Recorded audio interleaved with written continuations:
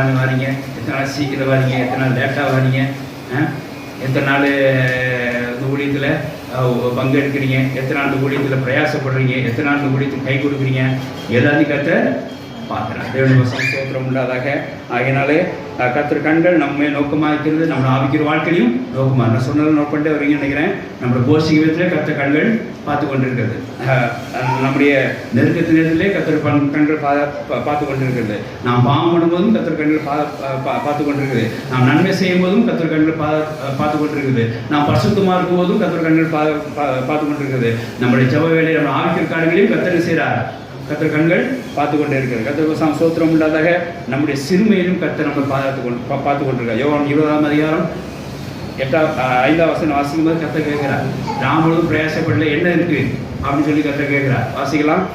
யோவான் 20:5. ஒன்றுமில்லை ஆண்டவரே அப்படி